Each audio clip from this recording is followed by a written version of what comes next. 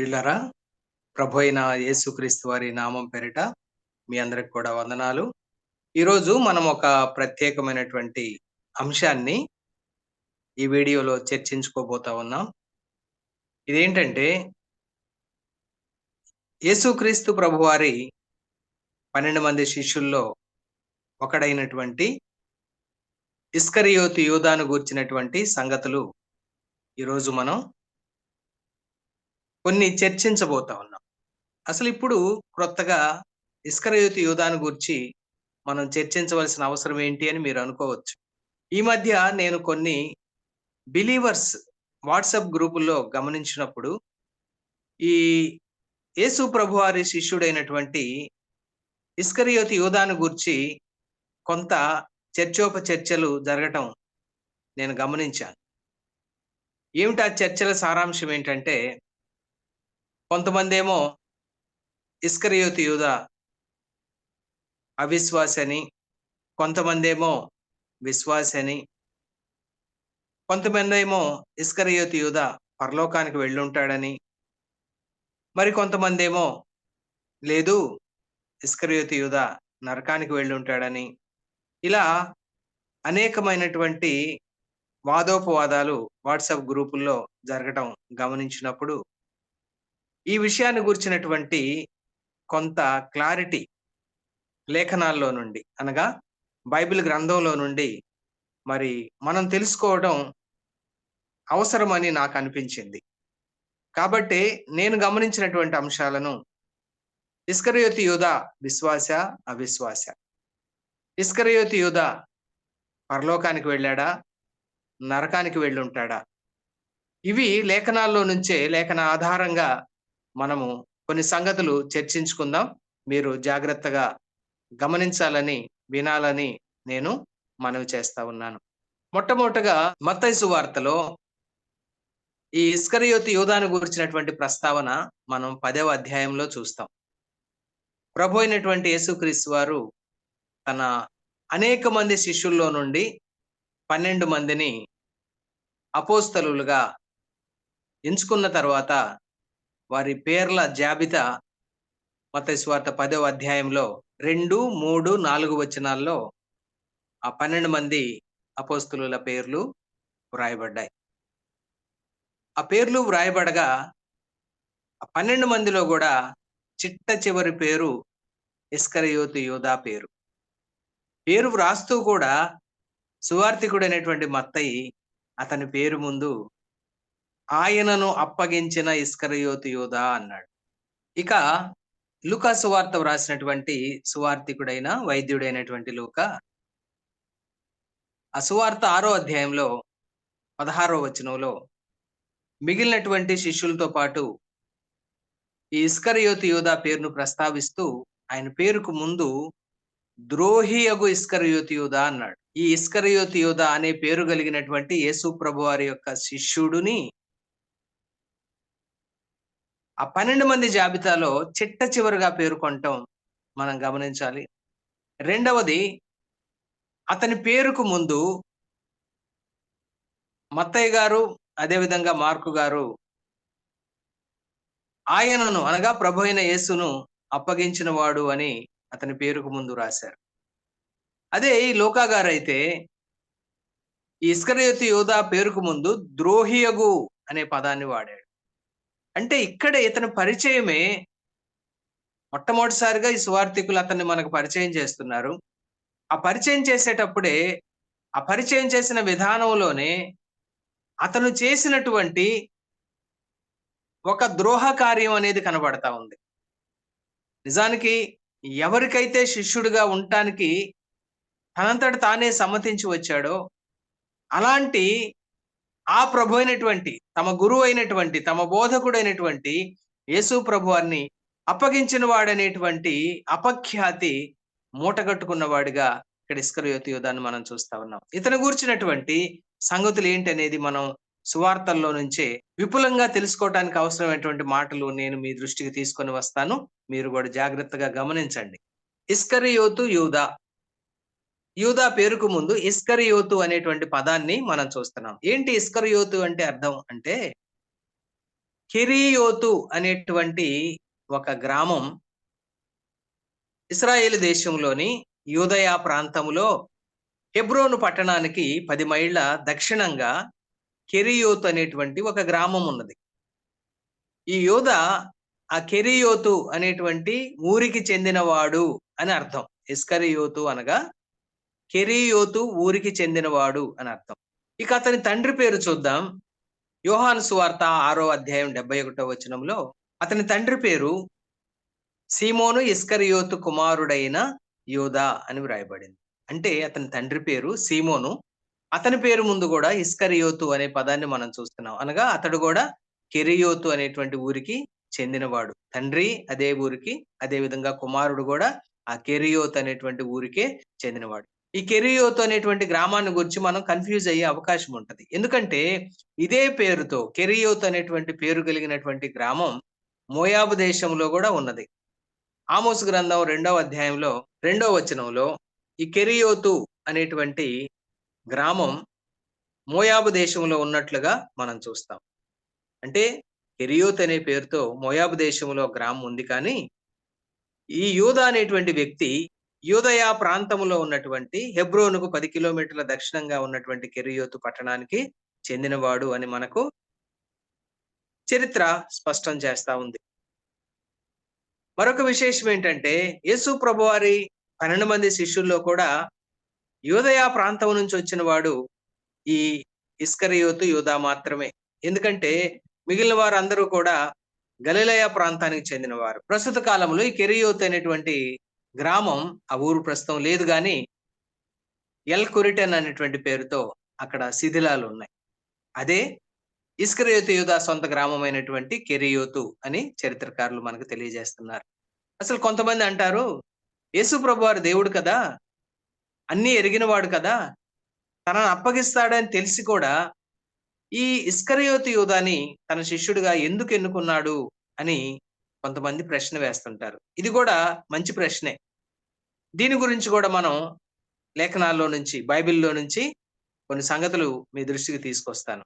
యేసు ప్రభువారు ఈ లోకానికి ఎందుకు వచ్చాడు అనేది కూడా ఒక ముఖ్యమైన ప్రశ్న. మనం వెంటనే దీనికి చెప్పుకునే జవాబు ఏంటంటే, పాపులను రక్షించడానికి క్రీస్తు యేసు ప్రభువారు ఈ లోకానికి వచ్చాడు అనేది చక్కటి జవాబు. దానితో పాటు మరొక సంగతిని కూడా మీ దృష్టికి తీసుకొని వస్తాను. మత్తయి రాసిన సువార్త 5వ అధ్యాయం 17-18 వచనాలు చదువుతున్నాను. ఇది ప్రభువైన యేసుక్రీస్తు వారు స్వయంగా చెప్పినటువంటి మాటలు. ధర్మశాస్త్రమునైనను ప్రవక్తల వచనములనైనను కొట్టివేయటానికి వచ్చానని తలంచవద్దు. నెరవేర్చుటకే కాని కొట్టివేయుటకు నేను రాలేదు. అంటే మనకేమర్థం అవుతా ఉందంటే, ప్రభువైన యేసుక్రీస్తు వారు ధర్మశాస్త్రాన్ని, అంటే బైబిల్ గ్రంథంలో ఉన్నటువంటి మొదటి 5 పుస్తకాలు, అదేవిధంగా ప్రవక్తల గ్రంథాలు, వీటిని నెరవేర్చటానికి వచ్చాను అని చెప్తా ఉన్నాడు. మరొక మాట 18వ వచనంలో ఏమంటున్నాడంటే, ఆకాశమును భూమియు గతించిపోతేనే కాని ధర్మశాస్త్రం అంతయు నెరవేరు వరకు దాని నుండి ఒక పొల్లైనను ఒక సున్నా అయినను తప్పిపోదని నిశ్చయముగా మీతో చెప్పుచున్నాను. చూడండి, ధర్మశాస్త్రాన్ని, ప్రవక్తల గ్రంథాలని నెరవేర్చడానికి ఈ లోకానికి మన ప్రభు అయిన యేసుక్రీస్తు వారు వచ్చారు. అలాగైతే ఇస్కరియోతు యూదాని యేసు ప్రభువారు శిష్యుడిగా ఎన్నుకోవటంలో లేఖన నెరవేర్పు ఉన్నది అనేది మనం తెలుసుకోవాలండి. లేఖనాల్ని నెరవేర్చడం కొరకు ప్రభు అయిన యేసుక్రీస్తు వారు ఇస్కరియోతు యూదాను శిష్యుడిగా ఎన్నుకున్నాడు. మీకు కొన్ని లేఖనాలు పాత నిబంధనలో నుండి మీ దృష్టికి తీసుకొని వస్తాను. కీర్తనల గ్రంథం 41వ కీర్తన 9వ వచనం. ఇది దావీదు రాసిన కీర్తన. నేను నమ్ముకొనిన నా విహితుడు నా ఇంట భోజనము చేసినవాడు నన్ను తన్నుటకై తన మడిమనెత్తెను. ఈ మాట ఆత్మ ద్వారా దావీదు పలుకుతా ఉన్నాడు. ఇది ప్రభు అయినటువంటి యేసుక్రీస్తు వారు చెప్పిన మాటగా మనం దీన్ని అర్థం చేసుకోవాలి. నేను నమ్ముకొనిన నా విహితుడు నా ఇంట భోజనం చేసినవాడు అనగా ఇస్కరియోతు యూదాను గూర్చినటువంటి ప్రవచనం, ప్రభువైన యేసుక్రీస్తు వారు మాట్లాడినట్లుగా మనకిక్కడ తేటగా అర్థమవుతా ఉంది. మరొక లేఖన భాగాన్ని గమనిద్దాం. 55వ కీర్తన 12, 13, 14 వచనాలు. నన్ను దూషించువాడు శత్రువు కాదు, శత్రువైన యెడల నేను దాన్ని సహింపవచ్చును.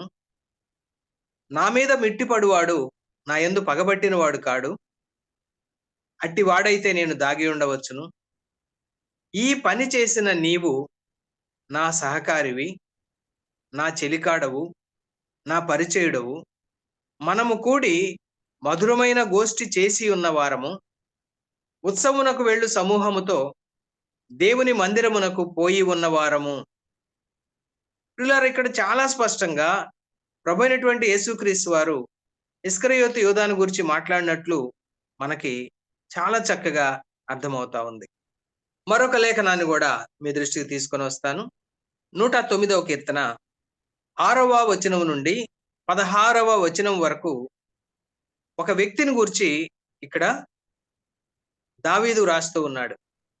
8వ వచనం నుండి నేను చదువుతున్నాను. వాని జీవిత దినములు కొద్దివవును గాక, వాని ఉద్యోగమును వేరొకటి తీసుకొనును గాక, వాని బిడ్డలు తండ్రి లేని వారు అవుదురుగాక, వాని భార్య విధవరాలగును గాక అనేటువంటి అనేక మాటలు ఆయన చెప్పుకుంటూ వస్తే, ఈ మాటలు ఎవరి గురించి వ్రాశాడు అని మనకు సందేహం రావచ్చు.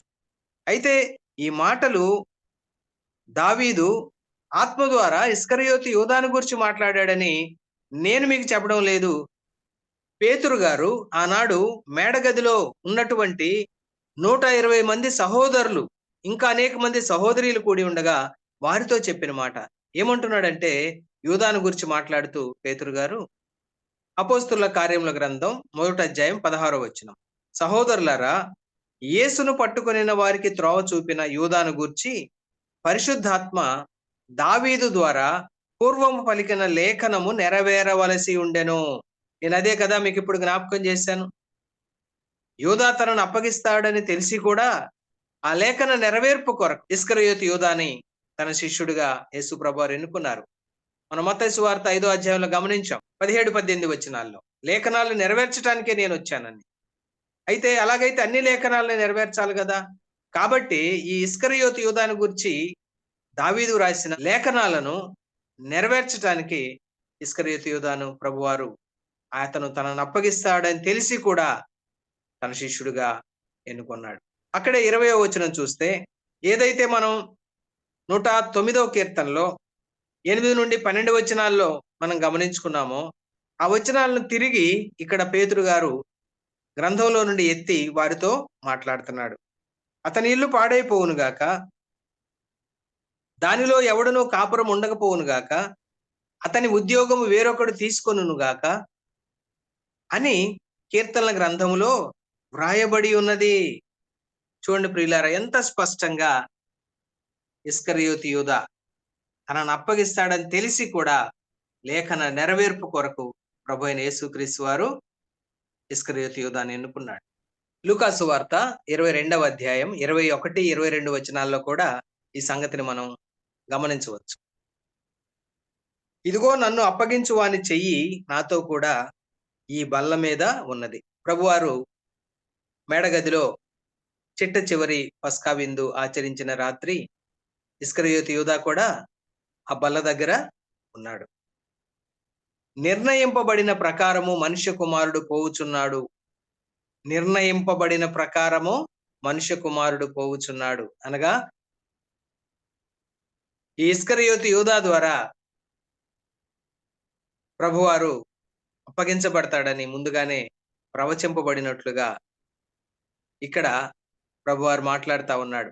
నిర్ణయింపబడిన ప్రకారము ప్రభు యొక్క జీవితం సమస్తం కూడా లేఖనాల్లో తండ్రి అయినటువంటి దేవుని ద్వారా ముందుగానే నిర్ణయింపబడి తన ప్రవక్తల ద్వారా ప్రవచింపబడింది.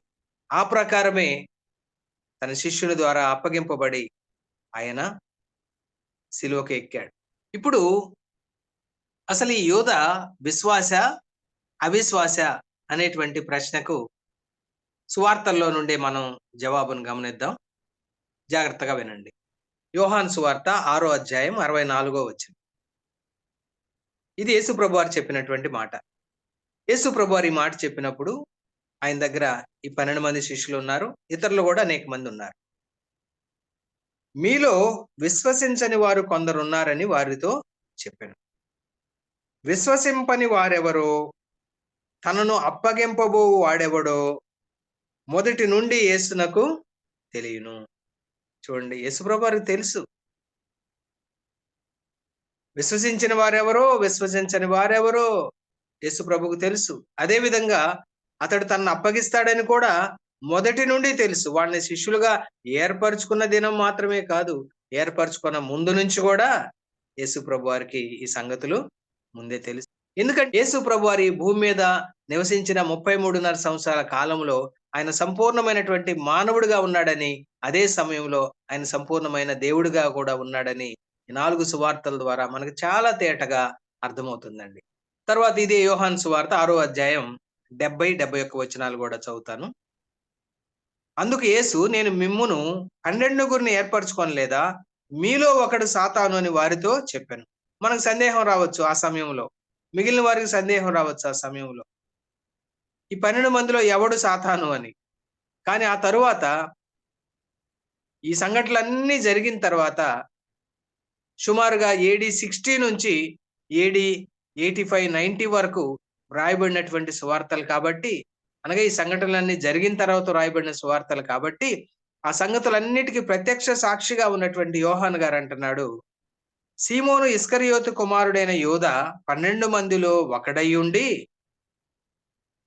ఆయనను అప్పగింపబోవుచుండెను గనుక వాని గూర్చి ఆయన ఈ మాట చెప్పెను. ఎంత స్పష్టంగా ఉందండి లేఖనం. ఆ 12 మందిలో ఒకడు సాతాను. ఎవరి గురించి చెప్పాడు ఈ మాట? మనకు సందేహం లేకుండా చాలా స్పష్టంగా యోహాను గారు దీనికి మనకి జవాబిస్తూ ఉన్నాడు. ఆయన అప్పగించబోయేటువంటి ఇస్కరియోతు యూదా గురించే యేసు ప్రభువారు ఈ మాట చెప్పాడు. అతడు అవిశ్వాసి, అంత మాత్రమే కాదు, ఒక సాతాను ప్రతినిధిగా అక్కడ ఉన్నట్లు మనం చూస్తా ఉన్నాం. ఇదే యోహాను సువార్త 13వ అధ్యాయం 10, 11 వచనాలు కూడా మీ గమనంలోకి తీసుకొని వస్తాను. ఇది మేడగదిలో ప్రభువైన యేసుక్రీస్తు వారు, అదేవిధంగా ఆయన 12 మంది శిష్యులు చిట్ట చివరి ప్రభురాత్రి భోజన సంస్కారం ఆచరించినటువంటి సందర్భంలో యేసు ప్రభువారు పేతురుతో చెప్పినటువంటి మాట. యేసు అతని చూచి, అనగా పేతురుని చూచి, స్నానం చేసిన వాడు పాదములు తప్ప మరేమియు కడుగు కొననక్కరలేదు. అతడు కేవలము పవిత్రుడయ్యను. మీరును పవిత్రులు, కానీ మీలో అందరూ పవిత్రులు కాదు. చూడండి ఈ మాట. మీరు పవిత్రులే, కానీ మీలో అందరూ కాదు. మీలో అందరూ పవిత్రులు కాదు. ఇప్పుడు 11వ వచనం మళ్ళా దీనికి క్లారిటీ ఇస్తున్నాడు యోహాను గారు. తన్ను అప్పగించు వానిని ఎరిగెను గనుక మీలో అందరూ పవిత్రులు కారని ఆయన చెప్పాను. ప్రియులారా, ఇంతకంటే మనకి స్పష్టమైన జవాబు అవసరమా? ఇస్కరియోతు యూదా పవిత్రుడు కాదు అని చాలా స్పష్టంగా లేఖనం మనకు తెలియజేస్తా ఉంది. ఇస్కరియోతు యూదా అవిశ్వాసి, ఇస్కరియోతు యూదా అపవిత్రుడు. మరొక మాట కూడా మీకు జ్ఞాపకం చేస్తాను. లూకా సువార్త 22వ అధ్యాయం 3వ వచనం మీ కొరకు చదువుతాను. అంతటా 12 మంది శిష్యుల సంఖ్యలో చేరిన ఇస్కరియోతు అనబడిన యూదాలో సాతాను ప్రవేశించెను. 4వ వచనం. కనుక వాడు వెళ్ళి ఆయనను వారికి ఎలాగో అప్పగింపవచ్చునో దానిని గూర్చి ప్రధాన యాజకులతోనూ అధిపతులతోనూ మాటలాడెను. చూడండి, 12 మంది శిష్యుల్లో ఒకడిగా ఎంచబడినటువంటి ఇస్కరియోతు యూదాలో సాతాను ప్రవేశించాడు. ప్రభువారు కూడా ఏమన్నాడు? మీలో ఒకడు సాతాను అన్నాడు. చాలా స్పష్టంగా ఇతడు ఇస్కరియోతు యూదా ఆ సాతాను అని మనం చూస్తా ఉన్నాం. అనగా సాతాను ప్రతినిధిగా ప్రభువును అప్పగించడానికి ప్రధాన యాజకుల దగ్గరికి వెళ్ళాడు, పెద్దల దగ్గరికి వెళ్ళాడు. ఎందుకు వారికి యేసును అప్పగిస్తానని చెప్పాడు అంటే కారణం ఏంటో చూడండి. మత్తయి సువార్త 26వ అధ్యాయం 14, 15 వచనాలు. అప్పుడు 12 మందిలో ఒకడగు ఇస్కరియోతు యూదా ప్రధాన యాజకుల దగ్గరకు వెళ్ళి, నేను ఆయనను మీకు అప్పగించిన ఎడల నాకేమి ఇస్తారు అంటున్నాడు. చూడండి, నాకేమి ఇస్తారు అంటే యేసు ప్రభువారినే బేరం పెడుతున్నాడు. అందుకు వారు 30 వెండి నాణెములు తూచి వానికి ఇచ్చిరి. వాడప్పటి నుండి ఆయనను అప్పగించుటకు తగిన సమయము కనిపెట్టుచుండెను. తనకున్న డబ్బు ఆశను బట్టి ఎంతకు తెగించాడంటే ప్రభువునే అమ్మివేసేటంతగా అతను తెగించాడు.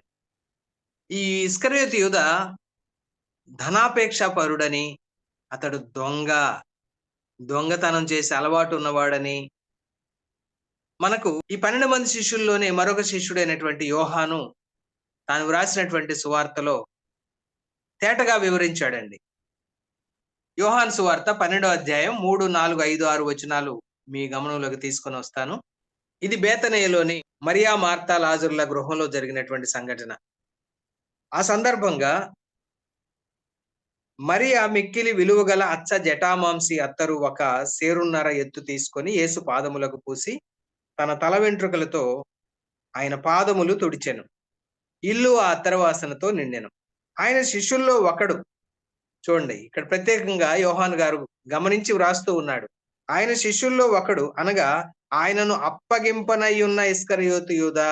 మరికొద్ది రోజుల్లో యేసయ్యను అప్పగించబోతున్నటువంటి ఇస్కరియోతు యూదా ఈ అత్తరెందుకు 300 దేనారములకు అమ్మి బీదలకు ఇయ్యలేదు అని అడిగాడు. మరియమ్మ గారిని ఒక ప్రశ్న వేస్తున్నాడు. బాగా కోపడ్డాడేమో బహుశా. ఏమ్మా, ఎందుకు ఈ అత్తర్ని ఇలా వేస్ట్ చేస్తున్నావు? అసలు ఈ అత్తర్ని 300 దేనారాలకు అమ్మి ఆ సొమ్ము బీదలకు ఇవ్వచ్చు కదా అని ఆమెను గద్దిస్తున్నాడు. ఎందుకు అలా చెప్పాడు? పాపం ఇస్కరియోతు యూదాకి బీదలంటే చాలా ప్రేమేమో అని మనం అనుకుంటాం. నిజానికి తర్వాత వచనం లేకపోతే అతని దుర్బుద్ధి ఎరిగినటువంటి యోహాన్ అంటున్నాడు, వాడు ఇలాగూ చెప్పినది బీదల మీద శ్రద్ధ కలిగి కాదు. మరేంటట? వాడు దొంగ అయి ఉండి, చూడండి, యేసుప్రభు వారి శిష్యుడు 12 మందిలో ఒకడుగా ఉన్నవాడు దొంగగా ఉన్నాడటండి. ఎంత బాధాకరమైన మాట ఇది. తన దగ్గర డబ్బు సంచి ఉండినందున అందులో వేయబడినది దొంగిలించుచూ వచ్చెను కాబట్టి అలా చెప్పాడు. వేదల మీద శ్రద్ధ ఉండి కాదు. చూడండి, మరొక విషయం ఏం తెలుస్తా ఉంది మనకు అంటే, ఎవరైనా డబ్బు సాయం చేయాలంటే, ఎవరైనా ఇవి ఇవ్వాలంటే ఏం చేసేవారు? యూదా దగ్గర ఉన్నటువంటి డబ్బు సంచిలో వేసేవారు. ఇప్పుడు యూదా ఏం చేస్తూ వచ్చాడట? ఆ 3.5 సంవత్సరాల పరిచర్య జీవితంలో ఆ డబ్బు సంచిలో వేయబడినటువంటి డబ్బును దొంగిలించుచూ వచ్చెను. వాడు దొంగ అయి ఉండి ఏదో ఒక్కసారి పొరపాటున దొంగతనం చేయటం కాదు, అతనికి అది అలవాటుగా ఉంది ప్రియారా. అంటే అతడు గొప్ప ధనాపేక్ష పరుడు, అంటే బాగా డబ్బాశ కలిగిన వాడనమాట. కాబట్టి ఆ ఆశ ఎక్కువైపోయి ఈ సంచులోది దొంగిలిస్తే నాకేం వస్తా ఉంది, కొద్ది కొద్దిగే కదా, అసలు ఈ ప్రభువునే అమ్మేస్తే నాకు ఎక్కువ డబ్బులు వస్తాయి అని ఆలోచన చేశాడో ఏమో కానీ ప్రభువునే అమ్మకానికి పెట్టాడు. అలాంటి వాడు ఇస్కరియోతు యూదా.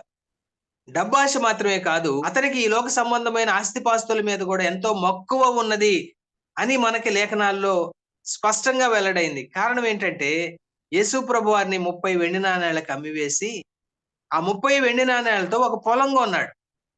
అంటే ఇతనికి ఆస్తిపాస్తుల మీద కూడా మిక్కిలి మక్కువ ఉన్నట్టు, అపేక్ష ఉన్నట్టు, కోరిక ఉన్నట్టు మనం తెలుసుకోగలుగుతా ఉన్నాం. ప్రియులారా, 4 సువార్తల్లో వ్రాయబడినటువంటి ఇస్కరియోతు యూదా జీవితాన్ని మనం పరిశీలన చేసినప్పుడు అతడు ఒక వేషధారి అని మనకు అర్థమవుతుంది. వేషధారణ అంటే అర్థం ఏంటంటే, తనలో లేని లక్షణాలు, తనకు లేని గుణగణాలు తనకు ఉన్నట్టుగా నటించటాన్నే వేషధారణ అంటాం. మరి ఈ ఇస్కరియోతు యూదా ఎలా వేషధారిగా ప్రవర్తించాడనేది సువార్తల్లో వ్రాయబడినటువంటి 4 సంఘటనల్ని మీ గమనంలోకి క్లుప్తంగా తీసుకొని వస్తాను. మొదటగా మనం గమనించినప్పుడు ఇందాక మనం చూసినట్లుగా యోహాను సువార్త 12వ అధ్యాయం 4, 5, 6 వచనాల్లో బేతనియాలో మరియమ్మ గారు మిక్కిలి విలువైనటువంటి అచ్చ జటామాంసి అత్తరును యేసు ప్రభు వారి పాదాలకు పూసినటువంటి సందర్భంలో ఈ ఇస్కరియోతు యూదా ఆమెను గద్దించాడు. ఈ అత్తరు ఎందుకు 300 దేనారాలకి అమ్మి బీదలకు ఇవ్వలేదు అని ఆమెను ప్రశ్నించి గద్దించినటువంటి సందర్భంలో యోహాన్ గారు ఏం రాశారు? ఈ ఇస్కరియోతు యూదాకి అసలు నిజంగా బీదలంటే ప్రేమ లేదు, శ్రద్ధ లేదు, కానీ అలా ఉన్నట్టు నటిస్తున్నాడు అన్నాడు. దీన్నే మనం వేషధారణ అంటాం. మరి 3 సంఘటనలు కూడా మీకు జ్ఞాపకం చేస్తాను. మత్తయి సువార్త 26వ అధ్యాయంలో 20, 21, 22 వచనాలు, అదే విధంగా 25వ వచనం ప్రకారం మరి యేసు ప్రభువారి యొక్క 12 మంది శిష్యులు కూడా యేసు ప్రభువారితో పాటు మేడగదిలో చిట్ట చివరి పస్కా విందు ఆచరించడం కొరకు వారు కూర్చొని భోజనం చేస్తున్నారు అందరూ. ఆ సందర్భంలో యేసు ప్రభువారు ఏమన్నారంటే, మీలో ఒకడు నన్ను అప్పగిస్తాడు అన్నాడు తన 12 మంది శిష్యులతోటి. వెంటనే వాళ్ళందరూ కూడా చాలా దుఃఖపడ్డారు. అక్కడ వ్రాయబడింది, అందుకు అందరూ బహు దుఃఖపడి ప్రతివాడును ప్రభువా నేనా అని అడిగారు. ఆ అడిగిన సందర్భంలో నిజానికి ప్రభువును అప్పగించబోతున్నటువంటి వాడు అప్పటికే ప్రధాన యాజకుల దగ్గరికి వెళ్ళి ఒప్పందం చేసుకున్నాడు. ప్రభువును అప్పగించడం కొరకు వారి దగ్గర 30 వెండి నాణేలు తీసుకున్నాడు. వాటితో పొలం కొనుక్కున్నాడు. ఏమీ ఎరగనట్టు వచ్చి కూర్చొని అందరితో పాటు ఇతడు కూడా దుఃఖపడుతున్నట్టు నటిస్తూ, ప్రభువా, బోధకుడా నేనా అని అమాయకంగా అడుగుతున్నాడు. దీన్ని వేషధారణ అంటాం. మరొక సందర్భంలో మరి మత్తయి సువార్త 26వ అధ్యాయం 47 నుండి 50 వచనాల వరకు రాయబడినటువంటి ప్రకారం ఈ ఇస్కరియోతు యూదా యేసు ప్రభువుని అప్పగించడం కోసం గెత్సెమనే వనానికి ప్రధాన యాజకుల దగ్గర నుండి, పెద్దల దగ్గర నుండి సైనికులను ఆయుధాలతో సహా తీసుకొని వచ్చి యేసు ప్రభు వారి దగ్గరకు వచ్చి, బోధకుడా నీకు శుభము అంటా ఉన్నాడు. చూడండి, యేసు ప్రభు వారి పట్ల ఒక అశుభ కార్యాన్ని చేయడానికి వచ్చి బోధకుడా నీకు శుభం అంటున్నాడు, శుభం చెప్తున్నాడు. దీన్ని వేషధారణ అంటాం. తరువాత అక్కడే అదే గెత్సెమనే వనంలో యేసు ప్రభు వారి దగ్గరకు వచ్చి ఆయనను ముద్దు పెట్టుకొని అప్పగించాడు. నిజానికి ముద్దు ప్రేమకు చిహ్నం. ముద్దు అనేది ఆప్యాయతకు చిహ్నం. అలాంటి ముద్దుని ఇతడు యేసు ప్రభు వారిని అప్పగించడానికి పెట్టాడు. దీన్ని వేషధారణ అంటాం. ప్రియులారా, ఇతడు అవిశ్వాసి, అపవిత్రుడు మాత్రమే కాదు, సాతాను ప్రతినిధి మాత్రమే కాదు, ఇతడు మరి ధనాపేక్ష పరుడు మాత్రమే కాదు, ఇతడు ఒక వేషధారి. దీని ఇంగ్లీష్ లో హిపోక్రసీ అంటాం, వేషధారణ. ప్రియులారా, విశ్వాసులమైనటువంటి మనకు హెచ్చరిక ఏంటంటే, విశ్వాసులమైన మనం ఎప్పుడు కూడా వేషధారులుగా ఉండకూడదు అని మనం తెలుసుకోవాలి. ఇస్కరియోతు యూదా ఒక అవిశ్వాసి అనటానికి, ఒక అపవిత్రుడు అనటానికి ఇవన్నీ రుజువులు కదా. తరువాత అతడు పరలోకానికి వెళ్ళాడా, నరకానికి వెళ్ళాడా, అది కూడా లేఖనాల్లోంచి మనం గమనిద్దాం. అపోస్తుల కార్యముల గ్రంథం 1వ అధ్యాయం 25వ వచనం. తన చోటికి పోవుటకు యూదా తప్పిపోయి పోగొట్టుకొనిన ఈ పరిచర్యలోను అపోస్తలత్వములోను పాలు పొందుటకు వీరిద్దరిలో నీవు ఏర్పరచుకుని వానిని కనబరుచుమనిరి. ఆనాడు మేడగదిలో ఉన్నటువంటి 120 మంది సహోదరులు, అదే విధంగా వారిలో యేసు ప్రభు వారి స్వంత సహోదరులు ఉన్నారు, అదే విధంగా శిష్యులు ఉన్నారు, యేసు ప్రభు వారి తల్లి అయినటువంటి మరియమ్మ గారు, ఇతర స్త్రీలు ఉన్నారు. సహోదరులందరూ కలిసి ప్రార్థన చేస్తున్నారు. ఏమని? యూదా తప్పిపోయి పోగొట్టుకున్నటువంటి ఈ పరిచర్యలోను అపోస్తలత్వంలోను, అంటే యూదా తప్పిపోయాడు. ఇంకా ఎక్కడికి తప్పిపోయాడు? తన చోటికి పోవుటకు. ఏమిటి తన చోటు? నిజానికి ఈ లోకం విడిచిన తర్వాత ప్రభు అయిన యేసుక్రీస్తు వారిని నమ్ముకొని రక్షణ పొందిన వారందరూ పోయే చోటు ఒకటి ఉంది. అదే పరదైసు, అదే పరలోకం. అయితే యేసు ప్రభువుని నమ్మని వారు పాపిగానే పుట్టి, పాపిగానే ఈ లోకంలో జీవించి, పాప క్షమాపణ పొందకుండానే గనక మరణిస్తే వారు వెళ్ళే చోటు ఉంది, అదే పాతాళం, ఆ తరువాత నరకం. కాబట్టి ఇక్కడ తన చోటుకి వెళ్ళాడు, మనం వెళ్ళే చోటు కాదు. ఆ శిష్యులందరూ అంటున్నారు, అక్కడున్న సహోదరులు అంటున్నారు, మనం వెళ్ళే చోటికి కాకుండా తను వెళ్ళే చోటు, తన చోటికి వెళ్ళాడు. అంటే అతడు ఖచ్చితంగా నరకానికి వెళ్ళాడు అనేటువంటి భావం స్పష్టంగా ఇందులో స్ఫురిస్తా ఉంది. మత్తయి సువార్త 27వ అధ్యాయం 5వ వచనం చూద్దాం. అతడు ఆ వెండి నాణెములు దేవాలయములో పారవేసి పోయి ఉరి పెట్టుకొనెను. ఇస్కరియోతు యూదా ఆ 30 వెండి నాణేలు దేవాలయంలో పారవేసి పోయి ఉరి పెట్టుకొనెను. చూడండి, ఆత్మహత్య చేసుకున్నాడు, ఉరి పెట్టుకొని చనిపోయాడు. అతడు ఉరి పెట్టుకున్నప్పుడు మరో ఘోరమైనటువంటి సంఘటన కూడా జరిగింది. అపోస్తుల కార్యముల గ్రంథం 1వ అధ్యాయం 18వ వచనం. ఈ యూదా అనగా ఈ ఇస్కరియోతు యూదా ద్రోహము వలన సంపాదించిన రోకలనిచ్చి ఒక పొలము కొనెను. అతడు తలక్రిందుగా పడి నడిమికి బద్దలైనందున అతని పేగులన్నీ బయటకు వచ్చెను. చూడండి ఎంత ఘోరమైనటువంటి దుర్మరణం పొందాడో. ఉరి పెట్టుకొని ఆత్మహత్య చేసుకున్నాడు. ఒకవేళ భారీ కాయమేమో అతనిది తెలియదు. ఆ ఉరితాడు తెగిపోయి ఉండొచ్చు. అతడు తల కిందులుగా క్రింద పడ్డాడు. నడిమికి బద్దలైపోయిన కారణాన్ని బట్టి అతని పేగులన్నీ బయటకొచ్చినాయట. ఎంత ఘోరమైనటువంటి దుర్మరణం పొందాడో చూడండి. ఆత్మహత్య చేసుకున్నాడు. ఆత్మహత్య హత్యతో సమానం అండి. హత్య అంటే ఇతరులను చంపటం. ఆత్మహత్య అంటే తనను తాను చంపుకోవటం. అసలు ప్రాణం మీద దేవునికి తప్ప మరెవ్వరికి అధికారం లేదు. ఎవరి ప్రాణం మీదైనా సరే. ఏ మనిషి ప్రాణం మీదైనా సరే దేవునికి తప్ప మరొక మనుష్యునికి అధికారం లేదు. అంటే లేని అధికారాన్ని తను తీసుకొని ఇతరులను హత్య చేయకపోవచ్చు. కానీ తనను తాను హత్య చేసుకున్నాడు. ఇది కూడా హత్యతో సమానం. కాబట్టి హంతకులు పరలోకానికి పోరు. అది ఆత్మహత్య అయినా సరే ఆత్మహత్య చేసుకున్న వారు పరలోకానికి పోరండి. నరకానికే వెళ్తారు.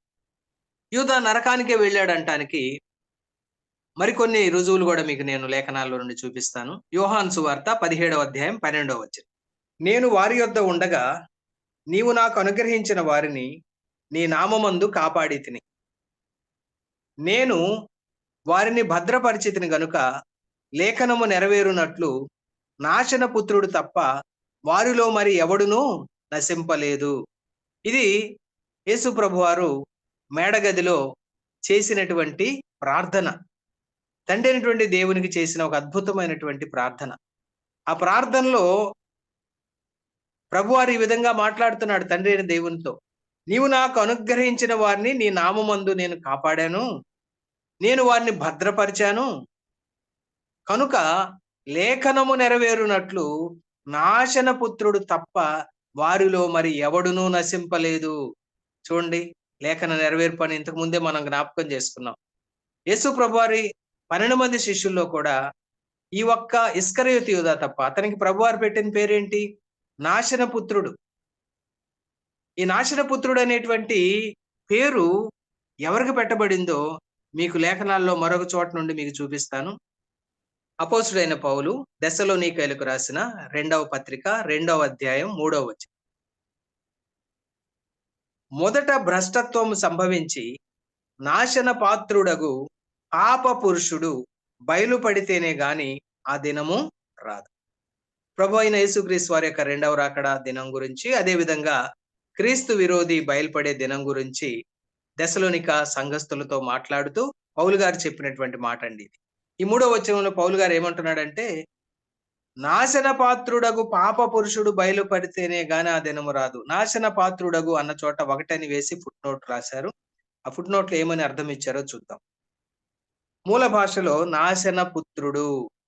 చూడండి, రేపు సంఘం ఎత్తబడిన తర్వాత బయలుపడేటువంటి క్రీస్తు విరోధి నాశన పుత్రుడు అని పిలువబడ్డాడు. అదే పదాన్ని ప్రభు అయిన యేసుక్రీస్తు వారు కూడా ఇస్కరియోతు యూదాను గురించి వాడాడు. ఇంతకుముందు సాతాన్ అనే పదం ఇస్కరియోతు యూదాకు వాడబడింది.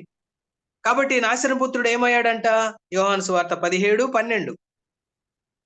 నాశన పుత్రుడు తప్ప వారిలో మరి ఎవడును నశింపలేదు. అంటే దీని అర్థం ఏంటండి? ఎంత స్పష్టంగా ఉంది. ఇస్కరియోతు యూదా నశించిపోయాడు. తర్వాత మరొక లేఖన భాగం మీకు చూపిస్తాను. మత్తయి సువార్త 26వ అధ్యాయం 24వ వచనం. మనుష్య కుమారుని గూర్చి వ్రాయబడిన ప్రకారం ఆయన పోవుచున్నాడు. అయితే ఎవని చేత మనుష్య కుమారుడు అప్పగింపబడుచున్నాడో ఆ మనుష్యునికి శ్రమ. ఎవరి చేతకు అప్పగింపబడ్డాడు? ఇస్కరియోతు యూదా ద్వారా. కాబట్టి ఇస్కరియోతు యూదాకి ఏమి కాచుకొని ఉందని చెప్తున్నాడు యేసు ప్రభువారు? ఆ మనుషుని కొరకు శ్రమ కాచుకొని ఉంది అని చెప్తున్నాడు. అక్కడితో ఆగకుండా ఆ మనుష్యుడు పుట్టి ఉండని ఎడల అతనికి మేలు అని చెప్తా ఉన్నాడు. పుట్టి ఉండని ఎడల మేలు అంటే పుట్టాడు కాబట్టి అతనికి కీడు, మేలు కాదు కీడు. ఏమిటా కీడు అంటే అతను ఉరి పెట్టుకొని చనిపోయి కిందపడి నడిమికి బద్దలవ్వటం మాత్రమే కాదండి ఆ శ్రమ. అతడు నరకంలో నిత్యము కాలుచుండేటువంటి ఆ నిరంతర శ్రమ గురించి ఇక్కడ ప్రభువు మాట్లాడాడని నేను భావిస్తా ఉన్నాను. అక్కడ అగ్ని ఆరదు, పురుగు చావదు. ఆ ఇస్కరియోతు యూదా యొక్క శ్రమ ఆగిపోయేది కాదు. అందుకనే ప్రభు అంటున్నాడు, నిజానికి కనుక అతనే కనుక పరలోకానికి వెళ్ళి ఉంటే ప్రభు ఈ మాట చెప్పేవాడు కాదండి. అతడు తప్పకుండా నరకానికి వెళ్ళాడు అంటానికి ఇది ఒక రుజువుగా మనకు కనబడతా ఉంది. కాబట్టి స్నేహితులారా, ఇస్కరియోతు యూదా నరకానికి వెళ్ళుంటాడు అంటానికి ఇవన్నీ రుజువులు. అయితే ఇక్కడ మరొక ప్రశ్న, చాలా మంది సంధించే ప్రశ్న. చాలా మంది ఏమంటూ ఉంటారంటే, ఇస్కరియోతు యూదా యేసు ప్రభువారు శిక్షింపబడగా చూచి పశ్చాత్తాపపడ్డాడు గదా! ప్రధాన యాజకుల దగ్గరికి, పెద్దల దగ్గరికి వెళ్లి తన పాపాన్ని ఒప్పుకున్నాడు గదా! మరి పశ్చాత్తాపపడి పాపాన్ని ఒప్పుకుంటే అతడు క్షమించబడతాడు గదా! అతడు రక్షించబడతాడు గదా! మరి ఆ విధంగా అతడు పరలోకానికి వెళ్ళుంటాడు గదా! అని అంటూ ఉంటారు.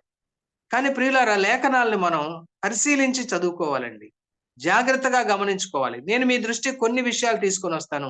జాగ్రత్తగా వినండి. ఇక్కడ 2 సంగతులు మనం గమనిద్దాం. మొదటిది, మత్తయి సువార్త 27వ అధ్యాయం 3, 4 వచనాలు. అప్పుడు ఆయనను అప్పగించిన యూదా ఆయనకు శిక్ష విధింపబడగా చూచి పశ్చాత్తాపపడి ఆ 30 వెండి నాణెములు ప్రధాన యాజకుల యొద్దకును, పెద్దల యొద్దకును మరలా తెచ్చి. ఇక్కడ ప్రభువారు శిక్షించబడటం ఇస్కరియోతు యూదా చూశాడు. మరి అతనికి ఎందుకు అనిపించిందో, జాలి అనిపించింది. అయ్యో! ప్రభు శిక్షించబడ్డాడు కదా! ప్రభు నిరపరాధని ఆయనకు తెలుసు. 3.5 సంవత్సరాల పరిచర్య జీవితంలో ఎన్నో అనుభవాలు. యేసయ్య ప్రేమను, యేసయ్య కరుణను, యేసయ్య కటాక్షాన్ని చూచిన ప్రత్యక్ష సాక్షి ఇస్కరియోతు యూదా మిగిలిన వారితో పాటు. ప్రభు ఆ విధంగా శిక్షించబడటం చూచిన తర్వాత అతనికి పశ్చాత్తాపం కలిగింది. బహుశా దుఃఖపడి ఉంటాడు. అయితే ఈ పశ్చాత్తాపం గురించి, ఈ దుఃఖం గురించి లేఖనాలు ఏం చెప్తున్నాయో మీకు చాలా అవసరమైన మాట మీ దృష్టికి తీసుకొనొస్తాను చూడండి. కొరింథీ 2వ పత్రిక 7వ అధ్యాయం 10వ వచనం. దైవ చిత్తానుసారమైన దుఃఖము రక్షణార్థమైన మారు మనస్సు కలుగజేయును అంటున్నాడు పౌలు గారు. ఈ మారు మనస్సు దుఃఖమును పుట్టించదు. అయితే లోక సంబంధమైన దుఃఖము మరణమును కలుగజేయును. వీళ్ళ చాలా జాగ్రత్తగా గమనించండి. ఒకవేళ ప్రభు శిక్షించబడటం చూచి ఇస్కరియోతు యూదా దుఃఖపడ్డాడేమో, పశ్చాత్తాపపడ్డాడేమో. కానీ అది దైవ చిత్తానుసారమైన దుఃఖమైతే ఆ దుఃఖం ఆ ఇస్కరియోతు యూదాకి రక్షణార్థమైనటువంటి మారు మనసు కలుగ చేయాలి. కానీ అతడు మారు మనసు పొందినట్టు వ్రాయబడల. రక్షణార్థమైనటువంటిది మారు మనసు. మనమందరం కూడా ఒకప్పుడు మన పాపాల విషయమై పశ్చాత్తాపపడి మారు మనసు పొందాం. ప్రభుని విశ్వసించాం. దేవుని కృప ద్వారా ఉచితంగా రక్షణ పొందుకున్నాం. పాప క్షమాపణ, రక్షణ పొందుకున్నాం. అయితే ఈ ఇస్కరియోతు యూదాలో పశ్చాత్తాపం కనపడింది, దుఃఖం కనపడింది. కానీ ఇది దైవ చిత్తానుసారమైనటువంటి దుఃఖం కాదు అంటానికి రుజువేంటంటే అతనికి రక్షణార్థమైనటువంటి మారు మనసు కలగల. మరి తర్వాత మాట కూడా చాలా కీలకమైనటువంటి మాట అండి. ఏంటంటే అది, అయితే లోక సంబంధమైన దుఃఖము మరణమును కలుగజేయును. ఇది ఇస్కరియోతు యూదా విషయములో నిజమైందండి. ఈ మాట ఇస్కరియోతు యూదా విషయములో అతని జీవితంలో నిజమైంది. కారణం ఏంటంటే అతనికి కలిగిన దుఃఖం లోక సంబంధమైన దుఃఖం అంటానికి రుజువేంటంటే వెంటనే అతనికి మరణం వచ్చింది. లోక సంబంధమైన దుఃఖము మరణమును కలుగచేయును. ఈ ఇస్కరియోతు యూదాకు కలిగింది లోక సంబంధమైన దుఃఖం అంటానికి వెంటనే అతడు పోయి ఉరి పెట్టుకొని చనిపోయాడు. వెంటనే అతనికి మరణం వచ్చింది. కాబట్టి యూదాకు కలిగినటువంటి పశ్చాత్తాపం కానివ్వండి, యూదాకు కలిగినటువంటి దుఃఖం కానివ్వండి, అది దైవ చిత్తానుసారమైంది కాదు, అది లోక సంబంధమైంది. కాబట్టి అతనికి రక్షణ కలగలేదు, కానీ మరణం వచ్చింది వెంటనే. ఇది కూడా మనకి చాలా స్పష్టమైనటువంటి రుజువు. అతడు నరకానికి వెళ్ళుంటాడు అంటానికి ఒక రుజువుగా కనబడతా ఉంది. తరువాత 2వ పాయింట్. మరి కొంతమంది అంటారు, అతడు తన పాపాన్ని ఒప్పుకున్నాడు కదా అంటారు. చూడండి, మరొక్కసారి ఆ వచనాన్ని జాగ్రత్తగా గమనిద్దాం. మత్తయి సువార్త 27వ అధ్యాయం 4వ వచనం. నేను నిరపరాధ రక్తమును అప్పగించి పాపము చేసి తినని చెప్పాను. ఎవరితో? ప్రధాన యాజకులతో, పెద్దలతో చెప్పాడు. నేను నిరపరాధ రక్తమును అప్పగించి పాపం చేశాను. అంటే పాపం చేశానని ఒప్పుకున్నాడు. వాళ్ళేమంటున్నారు దానికి? దానితో మాకేమి, నీవే చూచుకొనుమని చెప్పగా అతడు వెళ్లి ఉరిపెట్టుకొని చనిపోయాడు. అంటే ఇక్కడ యూదా పాపం ఒప్పుకున్నాడు. ఇక్కడ చూడండి 2 విషయాలు. పాయింట్ నంబర్ 2లో 2 విషయాలు. ఏంటంటే అతడు పాపం ఒప్పుకున్నాడు. కానీ ఎవరి దగ్గర ఒప్పుకున్నాడు? ప్రధాన యాజకుల దగ్గర, పెద్దల దగ్గర. పోనీ వాళ్ళేం చేశారు? వాళ్ళ ప్రతిస్పందన ఎలా ఉంది ఇతడు పాపం ఒప్పుకుంటే? వాళ్ళేమంటున్నారు? దానితో మాకేంటి? నువ్వే చూసుకో. అంటే దీని అర్థం ఏంటి? నీ పాపంతో మాకేం సంబంధమయ్యా? నీ పాపం సంగతి నువ్వే చూసుకో పో అన్నారు. అదే వాళ్ళు ఆ మాట పలికినప్పుడు యూదా ఒక్క క్షణం ఆలోచించి ఉండాల్సిందండి. ఎందుకంటే యేసు ప్రభువారి 3.5 సంవత్సరాల పరిచర్య జీవితంలో మిగిలిన 11 మంది శిష్యులతో పాటు ప్రతి సమయములో ఇస్కరియోతు యూదా గూడా వారితో ఉన్నాడు. ఎంతమంది పాపాత్ములు యేసయ్య దగ్గరకొచ్చి, "మమ్మల్ని క్షమించు యేసయ్యా, మా పాపాలు క్షమించు" అన్నప్పుడు యేసు ప్రభువారు వారి పాపాలు క్షమించటం ఇస్కరియోతు యూదా చూశాడు. ఎంతో మంది పాపాలు క్షమించిన సందర్భాల్లో ఒక ప్రత్యక్ష సాక్షిగా ఇస్కరియోతు యూదా కూడా ఉన్నాడు. ఒకరి పాపాలు ఎలా క్షమించబడతాయో ఇస్కరియోతు యూదాకు తెలుసు. ఎందుకంటే యేసు ప్రభువారు అన్నాడు, పాపములను క్షమించు అధికారము ఈ భూమి మీద మనుష్య కుమారునికి ఇవ్వబడి ఉన్నది అన్నాడు. ప్రత్యక్ష సాక్షిగా ఇస్కరియోతు యూదా అక్కడ ఉన్నాడు. ఇస్కరియోతు యూదా గనక ఈ భూమి మీద పాపాలు క్షమించే అధికారం కలిగినటువంటి యేసుక్రీస్తు వారి దగ్గరికి వెళ్లి గనక, యేసయ్యా నేను పాపం చేశానయ్యా, నిన్ను అప్పగించి నేను పాపం చేశానని చెప్పి పశ్చాత్తాపంతో ఒప్పుకున్నట్టయితే ఆ యేసయ్య క్షమించేవాడు. కృప ద్వారా ఇస్కరియోతు యూదా కూడా రక్షణ పొందేవాడు. పరదైస్‌కి, పరలోకానికి వెళ్ళేవాడు ప్రియులారా. కానీ ఆ ప్రధాన యాజకులు, పెద్దలు నీ పాపం సంగతి నువ్వే చూసుకో అన్నప్పుడు గూడా అతడు ఆలోచించకుండా ప్రభు దగ్గరికి కాకుండా పరిగెత్తుకొని వెళ్లి ఉరిపెట్టుకొని చనిపోయాడు. కాబట్టే యూదా ఖచ్చితంగా నరకానికే వెళ్ళుంటాడనటానికి ఇది గూడా రుజువుగా కనపడుతుంది.